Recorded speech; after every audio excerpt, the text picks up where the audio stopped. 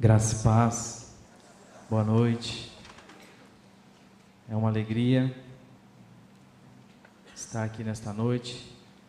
Gostaria de agradecer ao Senhor pela oportunidade de poder estar aqui com os irmãos, para estarmos juntos, adorando ao Senhor, tendo comunhão, meditando na sua palavra, naquilo que Ele há de falar nesta noite. Às vezes eu penso como as estruturas nos amarram um pouco, nos prendem um pouco, como a opinião das pessoas é significante para nós. Precisamos crescer na graça e no conhecimento de Deus e do seu Filho,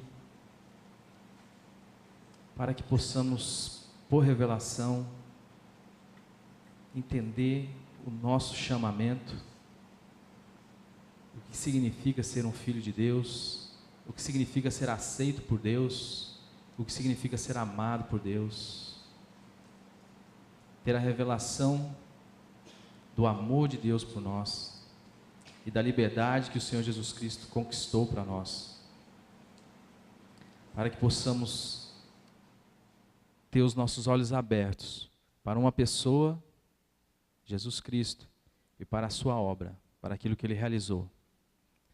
Com certeza, a opinião das outras pessoas, as estruturas, não teria tanta importância para nós. Com certeza, nós seríamos mais soltos, mais leves, mais alegres, para bendizer a este Senhor maravilhoso, para exaltar a esse Deus grandioso e para louvá-lo com alegria no coração, sem se importar com a aceitação das outras pessoas ou com a rejeição delas, porque fomos aceitos e amados por aquele que tem todo o poder, aquele que tem toda a glória. Quando Ele comprou a mim, comprou a você com o sangue precioso de Cristo, Ele sabia o que tinha no pacote, Ele não comprou enganado, Ele comprou sabendo, e ainda assim Ele amou você e me amou, e nós precisamos desfrutar dessa pessoa, do conhecimento desta pessoa. Qualquer expressão religiosa, qualquer atividade que nós possamos vir a desenvolver, ela é vazia em si mesmo, se ela não partir deste relacionamento com Deus. É sobre isso que nós gostaríamos de falar nesta noite. Pai amado, em Tuas mãos, Senhor, colocamos a Tua palavra, para que o Teu Espírito Santo, Senhor, venha nos trazer a revelação daquilo que o Senhor tem para nós nesta noite, Senhor, da pessoa do Teu Filho amado. E que o Senhor seja exaltado, Senhor. Que haja nesta noite edificação da Tua igreja por Ti mesmo. Que haja nesta noite, Senhor, convencimento do pecado e salvação para a glória do Teu nome, Senhor. E que haja nesta noite, Senhor, o louvor da Tua glória. Te amamos e dependemos de Ti, Senhor. Tem misericórdia de nós, como tens tido. E ainda mais, ó Pai. E por Tua graça infinita, revela-te, porque nós precisamos conhecê-lo. Amém. Eu gostaria de convidar os irmãos a abrirem as Bíblias de vocês em Atos. Eu gostaria, Sandrinho, que você fizesse a leitura do versículo 15 até o versículo 27.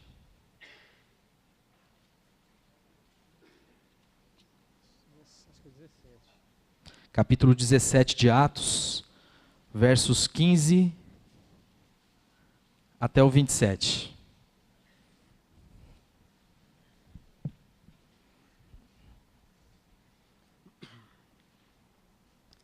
E os que acompanhavam Paulo o levaram até Atenas, e recebendo ordem para que Silas e Timóteo fossem ter com ele o mais depressa possível, partiram. E enquanto Paulo os esperava em Atenas, o seu espírito se comovia em si mesmo, vendo a cidade tão entregue à idolatria. De sorte que disputava na sinagoga com os judeus e religiosos, e todos os dias na praça com os que se apresentavam. E alguns dos filósofos, epicureus e estoicos contendiam com ele. E uns diziam: que quer dizer este paroleiro? E outros: parece que é pregador de deuses estranhos, porque lhes anunciava a Jesus e a ressurreição. E tomando-o, o levaram ao Areópago, dizendo: poderemos nós saber que nova doutrina é essa de que falas? Pois coisas estranhas nos trazes aos ouvidos. Queremos, pois, saber o que vem a ser isto. Pois todos os atenienses e estrangeiros residentes de nenhuma outra coisa se ocupavam, senão de dizer e ouvir alguma novidade. E estando Paulo no meio do Areópago, disse: homens atenienses, em tudo vos vejo um tanto supersticiosos, porque, passando eu e vendo os vossos santuários, achei também um altar em que estava escrito: ao Deus desconhecido. Esse, pois, que vós honrais, não o conhecendo, é o que eu vos anuncio. O Deus que fez o mundo e tudo o que nele há, sendo o Senhor do céu e da terra, não habita em templos feitos por mãos de homens, nem tampouco é servido por mãos de homens, como que necessitando de alguma coisa, pois ele mesmo é quem dá a todos a vida e a respiração e todas as coisas. Amém. Bom,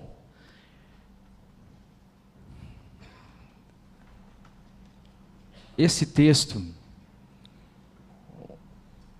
nós podemos extrair vários assuntos dele.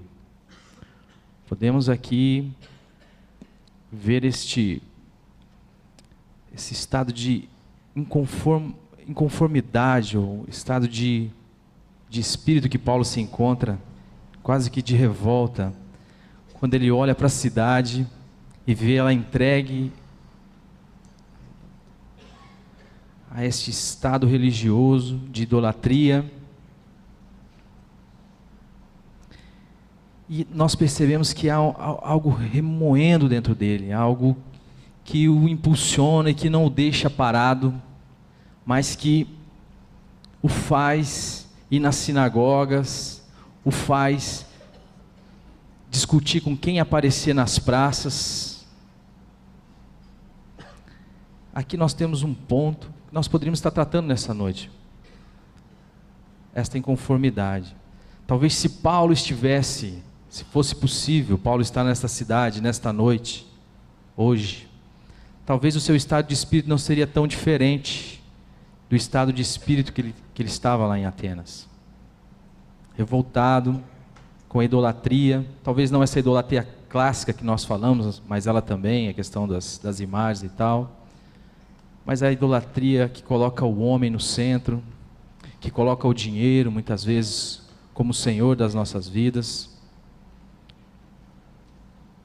Podemos pensar que em determinados locais podia até se colocar um altar a Mamon, tamanho o valor do dinheiro que se dá hoje em dia nas pregações, nas igrejas e em tudo mais, mas também não será esse o nosso assunto aqui. Esta luta que ele tem, esta dificuldade que ele tem para aceitar esse estado, muitas vezes nós não temos. Era outro assunto que também nós poderíamos estar tratando nessa noite. Nós somos às vezes apáticos, nós vemos as coisas acontecer, mas nós não saímos falando, não saímos conversando com as pessoas, temos às vezes até vergonha de testemunhar que somos cristãos, mas ainda assim, vendo todas essas dificuldades que nós vemos na cidade, toda esta idolatria ou toda esta questão da entrada do mundo na igreja, dos valores do mundo da igreja, da secularização da igreja. Nós simplesmente calamos, ficamos quietos, ficamos apáticos, não nos manifestamos como igreja, deixamos as coisas como estão, não percebemos muitas vezes este espírito de Paulo no espírito da igreja hoje.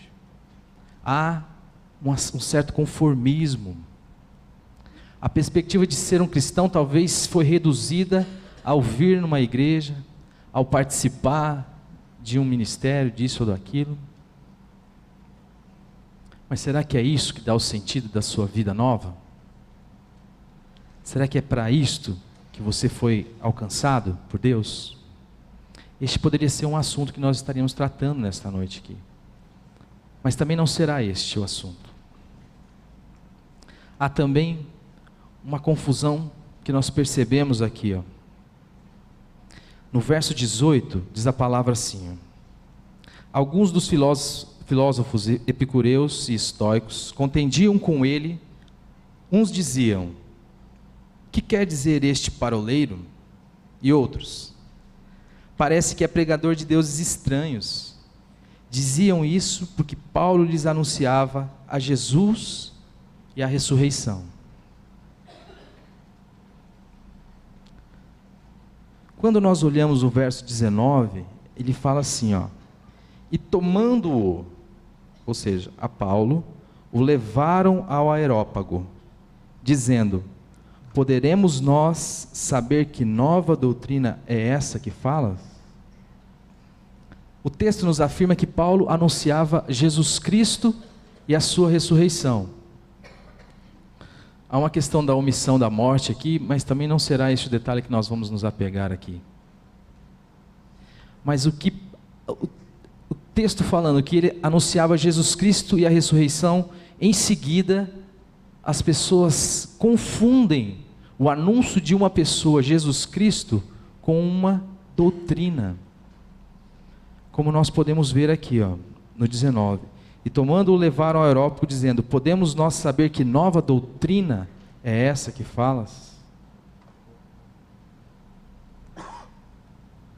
Muitos cristãos, ou muitos que se dizem cristãos, ou muitos que estão envolvidos na igreja, estão envolvidos muitas vezes com doutrinas, e não com uma pessoa. Muitas vezes nós nos perdemos diante das maravilhas da palavra de Deus e não conseguimos ganhar a dimensão para que ela existe, revelar Jesus Cristo e sua obra. O assunto que nós gostaríamos de tratar nesta noite aqui, ele está bem relacionado com o verso 23. Pode ler, Sandrinha. Porque, passando eu e vendo os vossos santuários, achei também um altar em que estava escrito: ao Deus desconhecido. Esse, pois, que vós honrais, não o conhecendo, é o que eu vos anuncio. A pergunta nesta noite é: em que se baseia a sua experiência com Deus? Ou em que está assentado o seu rótulo de cristão? Ou onde está depositada a sua vida? Em que você conhece uma doutrina correta? Ou que você tem um relacionamento íntimo com uma pessoa?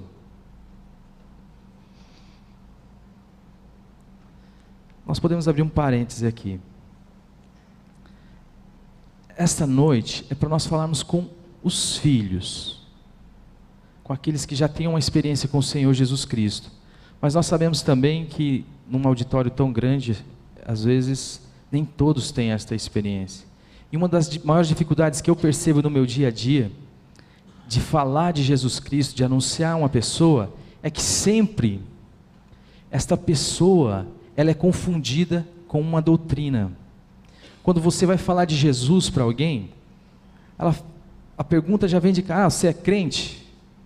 Ela já te rotula, daí já te coloca numa panela onde a gente vê esta salada que muitas vezes nos envergonha aí fora.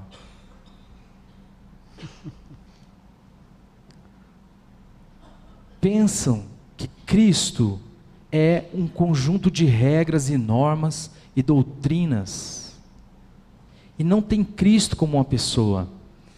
Falando com uma cliente minha, ela é uma pessoa muito doce, muito querida, muito amável, e ela, uma pessoa religiosa, você percebe, e ela passou por um processo complicado de saúde, onde ela se viu com um tumor, e ela passou por um período eminente de morte, né, de perigo, de risco de morte, e ela, desabafando aquilo comigo, falando aquilo, eu entrei na mesma perspectiva, de que tratei ela como se ela tendo essa experiência pessoal com o Senhor, e comecei a conversar, nós temos uma esperança, a morte não é um fim para nós, Jesus Cristo, Filho de Deus, veio a este mundo em carne, Ele morreu, mas Ele ressuscitou, aleluia, Aleluia. Cristo está vivo, Cristo é uma pessoa, por isso a morte não nos apavora mais, não nessa perspectiva, há uma esperança para nós, e eu percebi nos olhos dela, que ela já tinha ouvido que Jesus Cristo morreu e ressuscitou, mas aquilo não era uma verdade para ela, ela não tinha tocado em Cristo, ela tinha tocado na doutrina, ela ouviu, quando ela me pegou, a impressão que eu tive dela, mas que esse moleque está falando, rapaz, Cristo morreu, eu sei que Cristo, mas o jeito que ele falou parece que é sério, hein, eu acho que ele morreu e ressuscitou mesmo, sabe essa impressão de espanto que eu percebi no rostinho dela assim, ó. Saber de uma doutrina é uma coisa, ter a revelação da pessoa de Jesus Cristo é outra, muito diferente. Quantos de nós passamos uma vida inteira sustentando a nossa vida em cima do que é certo e do que é errado, em cima de uma doutrina, simplesmente vamos para a Bíblia como se fosse um manual, onde aqui eu posso ver o que é certo e o que é errado. Primeiro que o nosso coração, se não for por esta pessoa, pelo um relacionamento íntimo com esta pessoa, não tem condições de cumprir nada do que está escrito aqui. Se regras ou doutrinas resolvessem o nosso problema, não precisaríamos de relacionamento com Cristo. Cristo não precisaria ter vindo a este mundo, bastaria Deus ter confeccionado a palavra de Deus como Ele a fez, e mandado a gente ler, nós leríamos, saberíamos o que é certo e o que é errado, e tocaríamos a nossa vida de maneira tranquila e sossegada. Mas nós sabemos que nós não temos uma natureza para isto e um coração para isto, a não ser que o Senhor faça uma obra de erradicação da nossa vida, de substituição da nossa vida, e coloque dentro de nós o seu Filho Jesus para habitar, e venha habitar em nós. Caso contrário, será regra sobre regra, como diz a palavra, regra e mais regra. Quanto de nós fazemos isso? Usamos a mesma perspectiva de Adão no Éden. Usamos a nossa faculdade de conhecimento do bem e do mal e buscamos discernir o que é certo para o reino de Deus, para a nossa vida como cristãos, e não vamos à árvore da vida. Cometemos o mesmo erro de Adão, repetimos o mesmo erro de Adão, procuramos andar pelo que é certo e que é errado, pela árvore do conhecimento do bem e do mal, e não vamos à árvore da vida. O Senhor fala na sua palavra: vocês vão às Escrituras porque achai ter nela a vida eterna, mas são elas que testificam de mim, e não queres vir a mim para terdes vida? Qual é a profundidade do seu relacionamento? Estou falando para você que é filho de Deus. A profundidade do seu relacionamento com o Senhor da sua vida.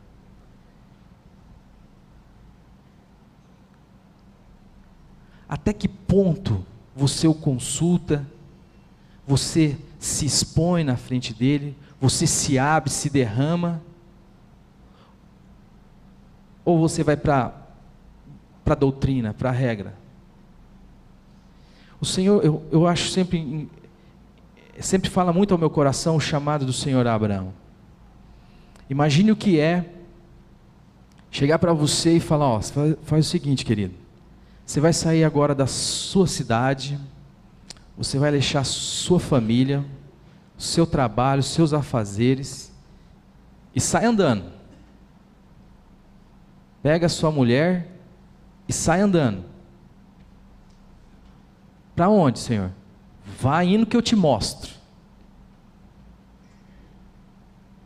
Como seria isso na sua vida?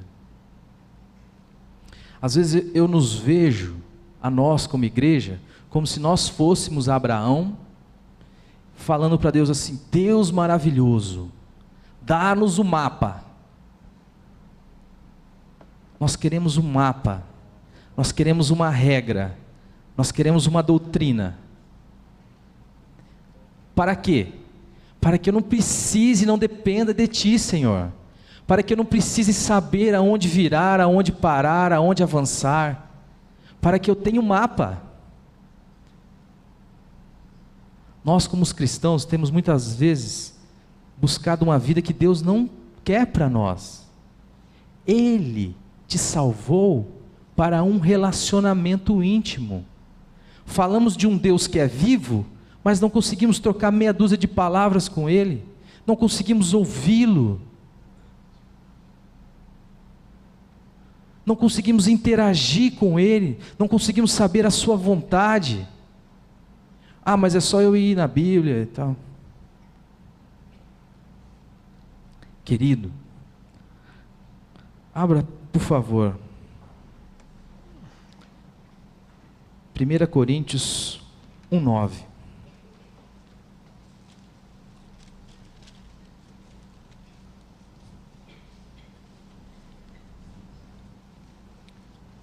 Fiel é Deus, pelo qual fostes chamados para a comunhão de seu Filho Jesus Cristo, nosso Senhor.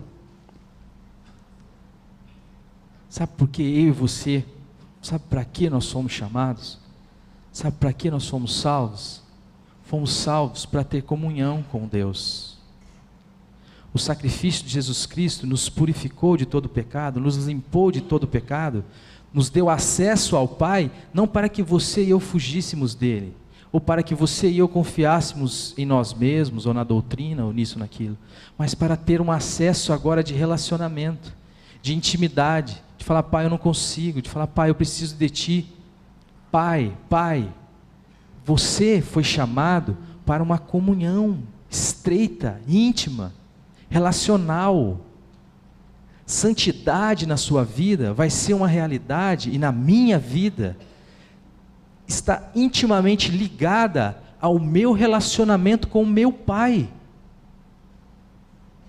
Santidade vai vir na minha vida não por eu saber o que é certo e o que é errado, mas sim pela minha comunhão com este Pai. Abra lá em Êxodo.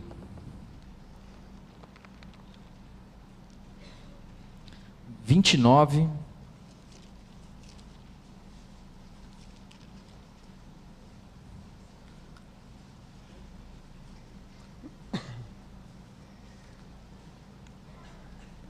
Êxodo, capítulo 29, o verso 43.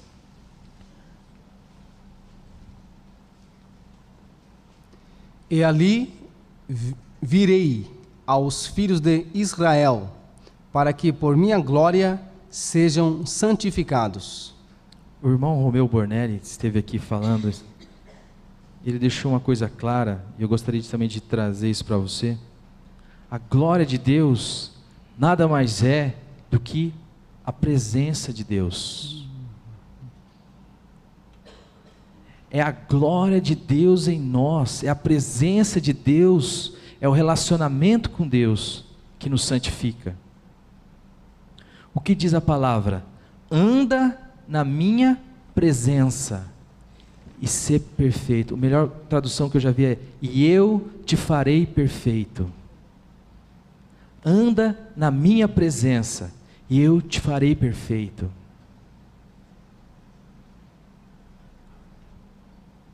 Como desconhecemos a esse Senhor? Eu fico vendo os meus temores, eu fico vendo os meus apavoros, assim, as minhas preocupações, e às vezes eu me deparo com Jesus Cristo nas Escrituras e eu falo: gente, Senhor, me perdoa. Eu fico imaginando assim, Jesus deve falar: puxa, meu, esse moleque é tonto, né? Ele não fala porque ele sabe, né? Ele sabe quem é que eu sou. Mas a maioria das nossas preocupações, dos nossos anseios, das nossas dificuldades, vem pelo fato de não conhecermos a esse Senhor. E aqui, não é uma questão de conhecimento, porque essa palavra às vezes fica meio complicada no nosso entendimento. Porque como eu estou falando para filhos, eu sei que vocês conhecem o pai de vocês. Vocês ouvem a voz do pai de vocês. Mas conhecimento que a palavra de Deus nos traz é um processo. Oséias, capítulo 6, no verso 3. Vamos dar uma olhadinha lá o que diz.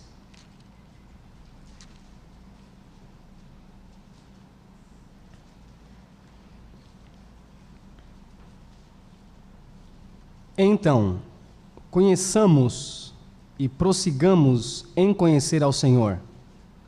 A sua saída, como a alva, é certa, e Ele a nós virá como a chuva, como chuva seródia que rega a terra.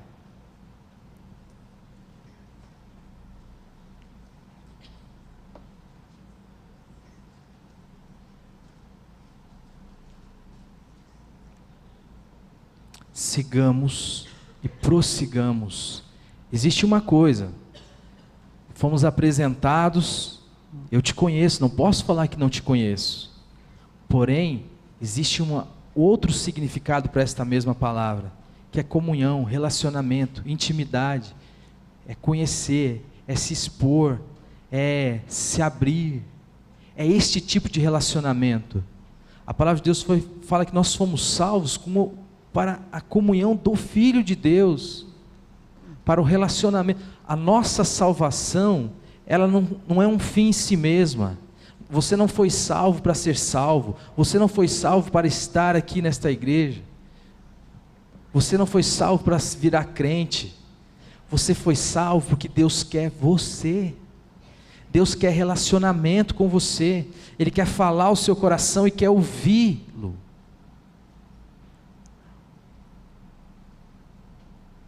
É para isso que eu e você fomos salvos. Toda a obra de Cristo tem um objetivo: nos religar com o Pai.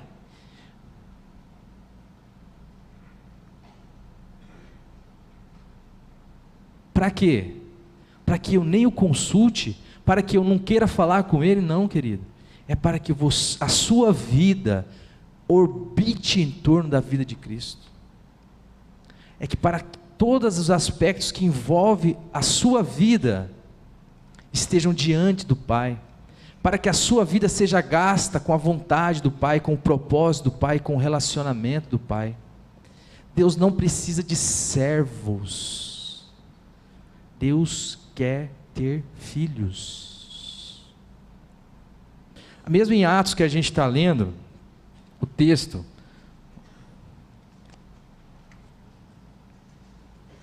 lá no 26, No 25, começando no 25 aqui, ó. Nem tampouco é servido por mãos de homens, como que necessitando de alguma coisa, pois Ele mesmo é quem dá a todos a vida e a respiração e todas as coisas. E de um só sangue fez toda a geração dos homens, para habitar sobre toda a face da terra, determinando os tempos já dantes ordenados e os limites da sua habitação. Ele não pode ser servido por mãos humanas. Você ser usado no ministério ou na vida, em qualquer situação, de maneira que Deus seja glorificado nisso, é um privilégio, é algo glorioso e grandioso. Mas eu quero dizer para você, meu amado, que Deus não precisa nem de mim e nem de você. Ele não necessita de coisa alguma. Ele não nos salvou para que sejamos seus servos e empregados. Ele te salvou porque Ele quer ter filhos e filhas à semelhança de seu Filho Jesus Cristo. Ele te salvou porque Ele quer se relacionar com você, Ele quer se fazer conhecido na sua intimidade. Ele é grandioso. Eu tenho às vezes tentado compreender Deus pela minha razão e tenho ouvido quão incompetente é a minha razão para poder entendê-lo. Eu não entendo Deus. No 27 fala uma coisa interessante, ele fala assim, ó, Deus fez isto para que o buscassem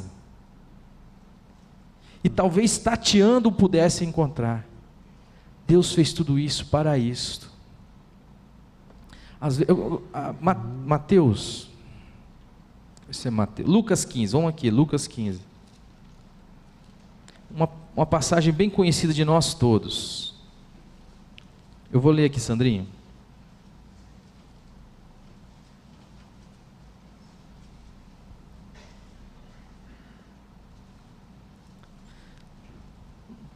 Nós sempre ouvimos aqui a parábola do filho pródigo, Lucas 15, a partir do 11, e vai até o 32. E nós sempre vemos essa perspectiva do filho que foi, que gastou tudo, e que voltou estrupiado. Vemos também a perspectiva do pai, mas eu gostaria de mostrar aqui um pouco da perspectiva do filho mais velho, do filho que ficou. Eu vou ler aqui a partir do 25. Acompanhe aí comigo. Lucas 15, 25. O filho mais velho estava no campo. Quando voltou e chegou perto de casa, ouviu a música e as danças. Chamando um dos criados, perguntou-lhe o que era aquilo. Ele lhe disse: veio teu irmão e teu pai matou o bezerro cevado, porque o recebeu são e salvo. Mas ele se indignou e não queria entrar. Então, saindo o pai, instava com ele. Mas ele respondeu a seu pai: olha, sirvo-te há tantos anos, sem nunca transgredir o teu mandamento, e nunca me destes um cabrito para alegrar-me com os meus amigos. Vindo, porém, este teu filho, que desperdiçou os teus bens com meretrizes, tu mandaste matar para ele o bezerro cevado. Respondeu-lhe o pai: filho, tu sempre estás comigo, e todas as minhas coisas são tuas. Sabe uma das coisas que muitas vezes nos afasta ou nos atrapalha da nossa comunhão com o Pai? O ambiente da casa, os afazeres da casa do Pai. Esse filho ficou, e ele se gaba disso. Ele mostra o seu currículo para o pai. Pai, eu fiquei aqui com o Senhor.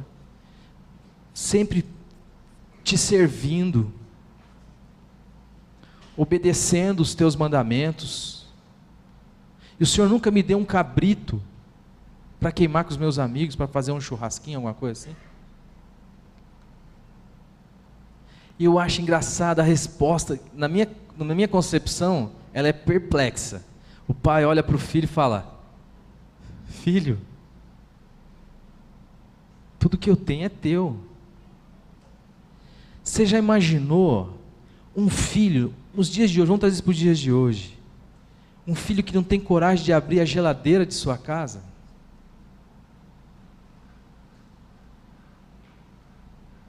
Ele conhece esse pai? Um pai que é capaz de receber um irmão que fez tudo o que fez e de celebrar a vida desse irmão. O cara está ali, ele não tem intimidade com o pai, provavelmente ele nunca se debruçou no colo do pai, provavelmente ele nunca contou uma fraqueza, uma dificuldade dele para esse pai. Ele não tinha coragem de abrir a geladeira dele e tomar um refrigerante, comer uma carne que estava ali, porque é a mesma situação. O pai fala: filho, tudo que eu tenho é teu, mas falta intimidade. Sabe por quê? Porque ele está envolvido com o serviço, ele está envolvido com o fuzuê da casa. Deus não te chamou, não te salvou para que você fosse um escravo ou um servo da casa. Ele te fez herdeiro dele e co-herdeiro em Cristo Jesus. Amém? Ele fez de você um filho dele, um filho que pode desfrutar da sua presença, um filho que pode clamar: Abba, Pai, que tem saudade, um filho que quer se relacionar. Ou como eu perco o meu tempo, ou como eu desperdiço o meu tempo. Só que eu, como vocês, eu sei que vocês passam por essa mesma situação.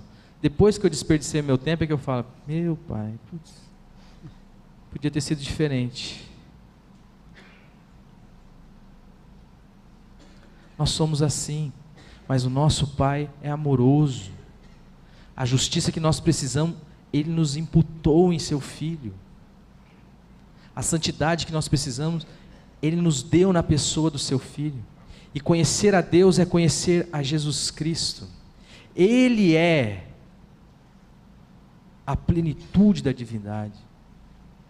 E nós recebemos esta plenitude dele. Qualquer outra coisa que te impeça do relacionamento com o Pai, com Jesus Cristo, está te roubando um privilégio. Pode ser até pregar aqui na frente, pode até ser um trabalho voluntário não sei aonde, pode ser o seu trabalho, pode ser a sua família, pode ser o que for.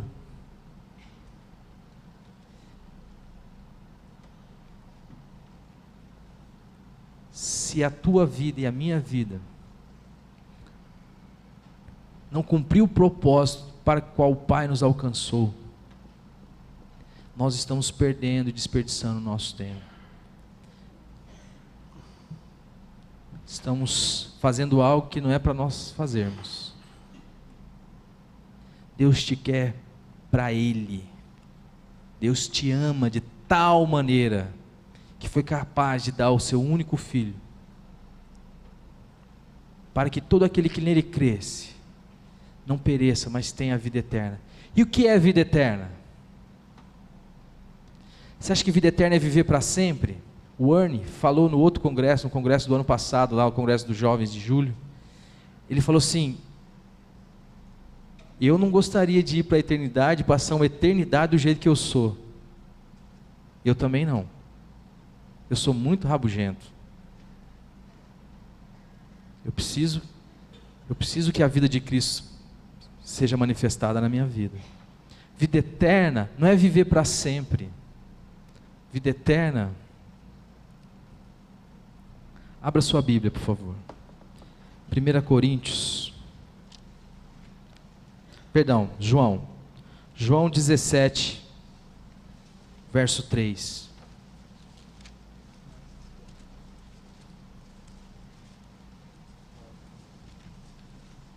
Espero o povo achar, Sandrinho.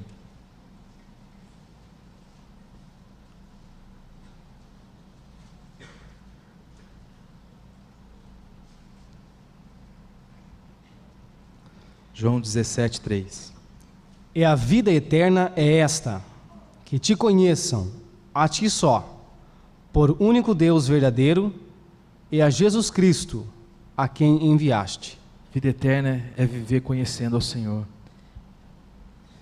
A eternidade, o resumo de eternidade é essa, que eu gosto. É viver conhecendo ao Pai.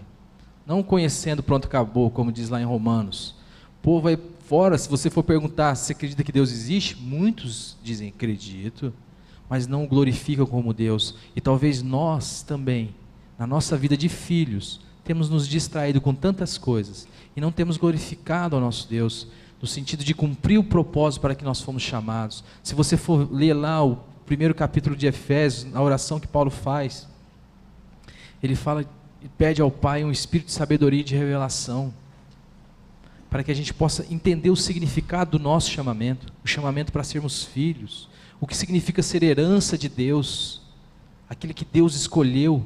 Você é herança de Deus. Deus escolheu você para ser herança dele. E qual que é a suprema grandeza do seu poder que ele manifestou em Cristo ressuscitando dentre os mortos? É o mesmo poder que está sobre a sua vida, sobre a minha vida. Precisamos de revelação. Não precisamos pedir tantas coisas ao Pai. Pai, me dá aquilo, me dá aquilo. Precisamos de uma coisa, revelação, porque o tudo Ele já nos deu numa pessoa.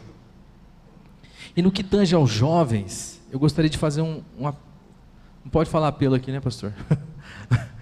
Eu gostaria de fazer um convite aos pais e à igreja.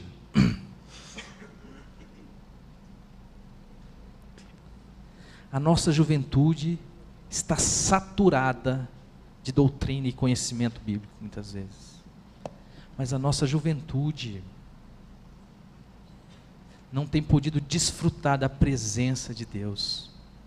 E esta é uma leitura da realidade da igreja brasileira. Não é uma leitura somente desta igreja.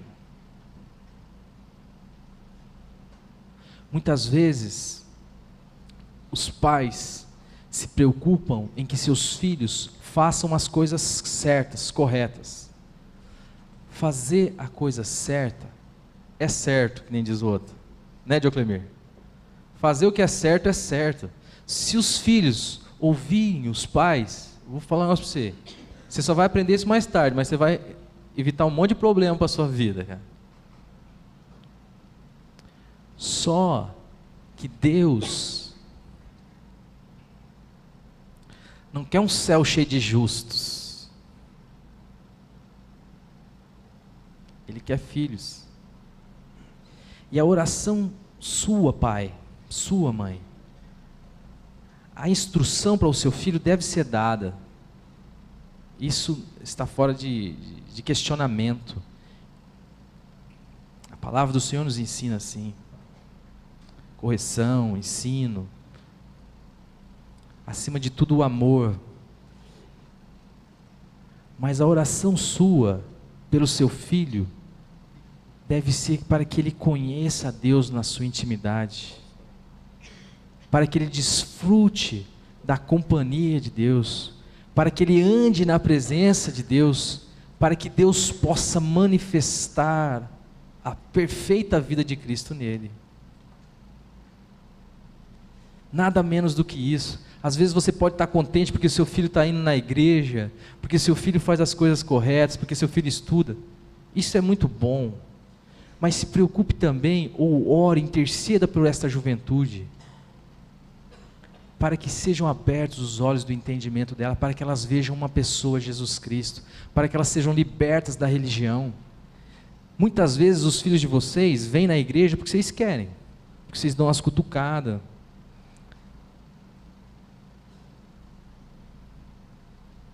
Orem, Senhor, revela-te ao meu filho, revela-te, Senhor, porque o dia que ele contemplar a beleza do Senhor Jesus Cristo, o resto é consequência.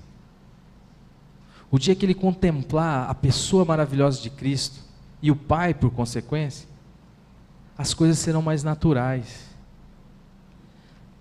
É muito preocupante o mundo, as situações e tal, mas uma certeza você pode ter no seu coração: se o seu filho conhece a pessoa de Jesus Cristo e desenvolve este relacionamento de conhecimento, anda na presença de Deus, pode descansar. Pode descansar.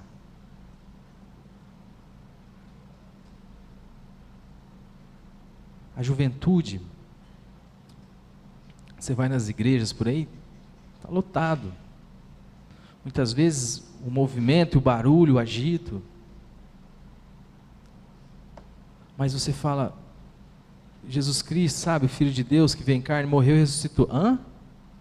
Não, eu sei disso, mas não experimentaram isso na sua realidade.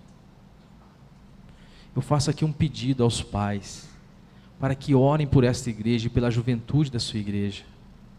Eu vou falar uma coisa aqui, eu não quero que você me entenda mal. Você vai morrer e você vai para o céu. Você vai desfrutar da glória do Pai, da presença do Pai. O pepino está sobrando é para essa juventude que está aí. Uma juventude que foi lhe apresentado muitas vezes uma doutrina, e só a doutrina, sem a pessoa de Cristo, não basta. Para aguentar o rojão, é só vida com o Senhor. É só firmado na rocha. Ore por esta igreja. Coloque isso como objetivo de oração lá na sua casa. Ore pelos jovens dessa igreja. Ore pelos jovens da igreja em Londrina, da igreja que se reúne nesta cidade. E ore também pelos jovens perdidos dessa cidade, que não conhecem o Senhor. Não podemos nos contentar com uma vida de práticas religiosas, porque só o que dá o significado para essas práticas é se conhecemos, se temos relacionamento ou não com esse Deus maravilhoso. Defeitos, todos nós temos, somos limitados, mas fiel é aquele que começou uma boa obra, ele vai terminar. Fiel é o que nos chama, diz a palavra, Filipenses. E ele também faz. Tem uma doutrina que eu amo. Eu sempre falo isso, às vezes, nos jovens, assim. Eu sei que tem uns que me dão uma olhada de rabo de zóio, que são talvez um pouco mais esclarecidos, né? Mas o significado da nossa morte e ressurreição em Cristo, ela é tremenda para mim, sabe? Saber desse propósito de Deus, de me colocar em Jesus Cristo, um pecador miserável, ser colocado na pessoa de Jesus Cristo, o Filho de Deus que veio a este mundo e encarnou,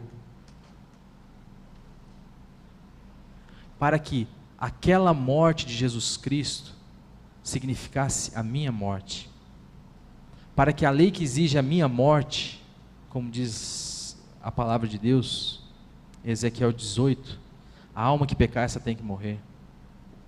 Deus providenciou aquela morte lá na cruz em Cristo para mim, para que a lei fosse cumprida, a lei que exigia a minha morte, e a ressurreição de Jesus Cristo, que me dá uma nova vida, que me dá agora a condição de ter relacionamento com o Pai. Eu realmente amo esta doutrina, mas esta doutrina, sem a revelação, talvez tenha alguém aqui que talvez nunca ouviu isso, acho difícil, mas pode ser que tenha. Esta doutrina, em si mesma, não vai mudar a sua vida, mas se o Espírito de Deus te revelar a pessoa de Jesus Cristo e a sua obra, que foi feita na cruz do Calvário, aí vai ter sentido para você. Ou Deus é tudo ou Ele não é nada. Ou Jesus Cristo é 100% na sua vida, ou 10% Ele não vai ser não. Precisamos parar de nos apoiarmos na tradição, na doutrina somente, e termos a nossa fé, porque vimos pelos olhos da fé a pessoa do Senhor Jesus, porque temos Ele vivendo em nós, e porque desfrutamos da sua presença continuamente nas nossas vidas. E às vezes nós como os filhos, nós fazemos coisa errada. O filho que foi fez um monte de coisa errada, mas ele voltou. Se tem uma oração que Deus ouve, é: Pai, oh Deus, tem misericórdia de nós. Tem misericórdia de mim, Pai, porque eu errei. Ele vai queimar um bezerro cevado com você, ele vai colocar um anel no seu dedo, ele vai colocar uma sandália, ele vai fazer o que for. Mas não se satisfaça com religião, por misericórdia. Curve os seus joelhos, se prostre diante do Pai, e fala: Pai, eu te quero, livra-me de mim mesmo, livra-me da minha religião, e dá-me a Ti, porque é a única coisa que faz sentido. Eu, pessoalmente, não vejo sentido em mais nada fora nisso. Curva a sua cabeça. Paizinho amado, a razão, Senhor, de estarmos aqui nesta noite é a Tua pessoa. A razão de eu estar aqui falando, Senhor, é a Tua pessoa. Tu és o nosso tudo, Senhor. Abra os nossos olhos, Pai. Nos desperta para Ti, Senhor. Inclina o nosso coração para Ti. Tu sabes, Senhor, como nós somos difíceis, ó Senhor. Tu sabes como nós nos distraímos com as coisas, Senhor. Passa um beija-flor, a gente já olha, Senhor. Oh, Pai, fixa o nosso olhar na Tua pessoa, na pessoa do Teu Filho amado, Senhor. E venha ter comunhão conosco, Senhor. Venha se revelar a nós. Oh, Senhor, no nosso cotidiano, no nosso trabalho, Pai, na nossa escola, na nossa família. Oh, Senhor, as coisas que o Senhor precisa resolver conosco, a Tua presença em nós isso fará, Senhor. Tem misericórdia da Tua igreja, Senhor, porque não podemos mais ficar, ó Pai, brincando de religioso, de religião. Tu és uma pessoa viva, Pai, o único Deus vivo, o único Deus verdadeiro, Senhor. Precisamos de Ti, Senhor. Em nome do Senhor Jesus, aviva a Tua igreja, Senhor, com a revelação da Tua pessoa. Dá-nos a visão de Cristo glorificado, para que possamos encher o nosso coração, Senhor, de alegria e louvarmos, Senhor. Tenha misericórdia da juventude desta igreja, Senhor, da juventude da Tua igreja que se reúne em Londrina, Senhor, da juventude perdida desta cidade, Pai. Salva, Pai. Repreende Tu mesmo, Senhor, todo principado e potestade, tudo aquilo que se levanta contra o conhecimento do Senhor Jesus Cristo, cai por terra, Senhor, para a Tua glória. Paizinho, em nome do Senhor Jesus, nós oramos como igreja, Senhor. Esta oração está aí registrada, Senhor, nos Teus livros, Senhor. Esperamos, Senhor, a resposta, por misericórdia, segundo a Tua vontade, em nome do Senhor Jesus Cristo, pela qual também já Te agradecemos, ó Pai. Amém.